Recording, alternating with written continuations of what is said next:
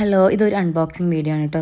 കുറച്ച് ദിവസം മുമ്പ് ഉമ്മാക്ക് കാസ്റ്റ് അയണിൻ്റെ ദോശക്കല്ലും കടായും വേണമെന്ന് പറഞ്ഞിട്ട് ഞാൻ ഇൻഡസ് വാലിയിൽ അത് ഓർഡർ ചെയ്തിട്ടുണ്ടായിരുന്നു. അപ്പോൾ അത് എത്തിയിട്ടുണ്ട്. അപ്പോൾ അതിന് അൺബോക്സിങ് ആണ്.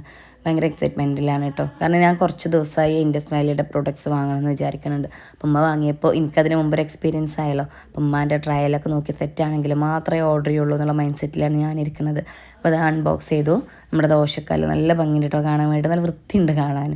നമുക്ക് ഇഷ്ടപ്പെടും. അങ്ങനെ ഒരു ദോശക്കല്ലും നമുക്ക് കറക്റ്റ് ഉദ്ദേശിച്ച അതേ സൈസിലൊരു കടായും തന്നെയാണ് വന്നിട്ടുള്ളത്.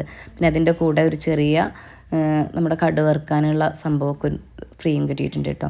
അപ്പോൾ അതൊക്കെ സെറ്റ് ചെയ്ത് വാങ്ങിക്കഴിഞ്ഞപ്പോൾ ഒരു ടെൻഷൻ കേട്ടോ. ഇനി അപ്പം ചുട്ടാൽ കിട്ടൂലേ എന്നൊക്കെ. സംഭവം ഇതിന് കുറേ റിവ്യൂസൊക്കെ കേട്ടിട്ടുണ്ടെങ്കിലും ഒരു ടെൻഷൻ.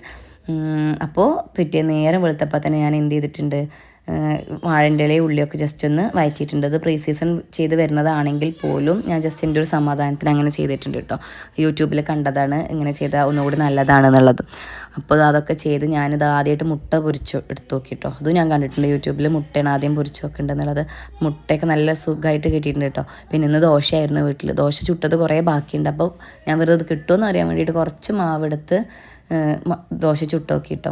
2 ദോശ ചുട്ടുള്ളൂ. പക്ഷെ നല്ല കറക്റ്റായി വരുന്നുണ്ട്. നോൺ സ്റ്റിക്കിൽ കിട്ടണ അതേപോലെ നമുക്ക് ഇതിലും ദോശ കിട്ടുന്നുണ്ട്. ദോശക്കാണെങ്കിലും നല്ല ടേസ്റ്റും ഉണ്ട് കേട്ടോ. അപ്പോൾ സംഭവം സക്സസ്.